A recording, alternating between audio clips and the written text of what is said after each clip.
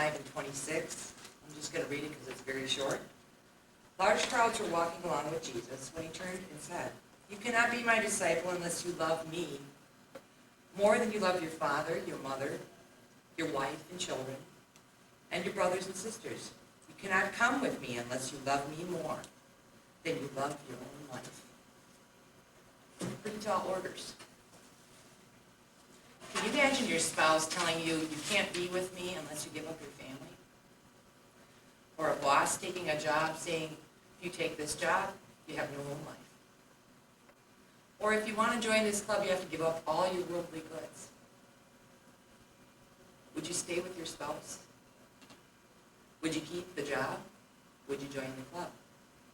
Jesus specifically stated that you cannot be a disciple unless you loved him more than you loved your father, your mother, your wife, children, brothers, and sisters. Like the rich man asking Jesus how to get to heaven. And Jesus telling him, "Give away all of your worldly goods and come and follow me." And he sadly walks away shaking his head because he cannot do that one thing. At what price is we as Christians willing to pay to be his disciples? God asked Abraham, a man who had no children for many years, and finally through God received his son Isaac, to offer his son Isaac as burnt offering. Without question, Abraham took his son Isaac up to the mountaintop, strapped the very wood that he was going to use to burn his son on his back, and brought him up to the altar. And got as far as binding him and putting him on that wood. And he stood there posed, ready to strike his son with the knife. When God contacts him again and says, "Abraham, don't do it. You've proven to be faithful to me." What unquestioning faith is that? That you're willing to sacrifice your own child for the sake of God. But yet God sacrificed his son for you and me. Joseph Rosenbaum was a 19-year-old Jewish boy standing in line in World War II in a concentration camp line, knowing that he was facing certain death, when his mother intercedes on his behalf and she takes his place in line. He says 50 years after the fact, he will never forget the look on her face or her last words that she said to him. "I have lived long enough," she said to him. "You have to survive because you're so young." Most kids only give birth twice, but he was given birth twice by the same woman.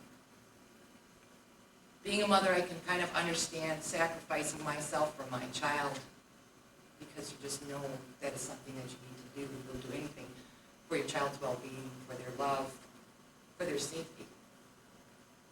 Cassie Grinnell, at 14 years old, started getting involved in drugs and the occult.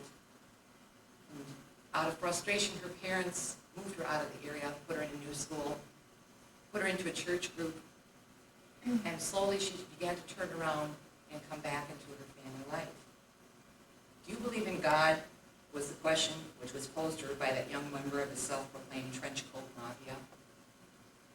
Cassie paused for a long time and she said, "Yes, I believe in God."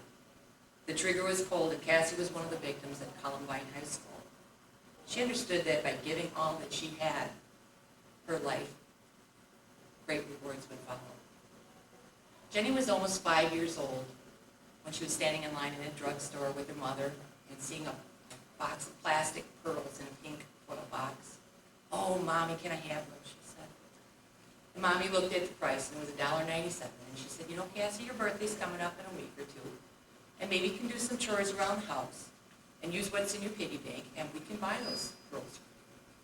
So Cassie went home and she did extra chores and counted out the money in her bank, and Grandma gave her $1 extra for her birthday, and she went back and bought the pearls.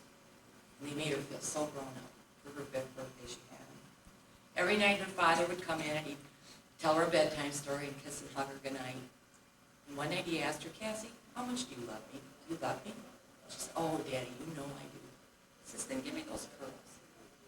Her most prized possession. She's like, "Oh, Daddy, I'll give you my favorite doll, but don't ask me to give you the pearls." And he'd pat her on the head and he'd say, "That's okay, Cassie," and walk out the door. A week later, he came back in, and after reading the bedtime story, part of their ritual, he again asked Cassie, "How much do you love me, Cassie?" "Oh, Daddy, I love you. You're the world to me." He says, "Then give me your pearls." And again, she said, "Daddy, I'll give you anything you want, but please don't ask me for the pearls. I'll give you my favorite doll." And he patted her on the head and he kissed her goodnight because that's what he did. A couple of nights later, he came in Cassie's room, and there she was, sitting on the bed, tear rolling down her cheek and pouty lips, kind of trembling. He said, "Cassie, what's wrong?" And outstretched her little hand, and she had the plastic pearls in her hand, and she said, "Here, Daddy, I love you." And as her father took the plastic pearls from her hand, he handed her a velvet box. And when she opened it up, there was real pearls in the box for her. He was just asking for her to give up the dime store stuff before giving her the real treasure. Jesus asked the people following him, "Do you love me?" And they said, "Oh, yes, Jesus, we love you." And he said, "Then give up your families, your jobs, everything that's important to you, and follow me." The rich man sadly walked away, shaking his head. But some did take up his invitation and became his disciples. They were willing to give up the dime store stuff and get the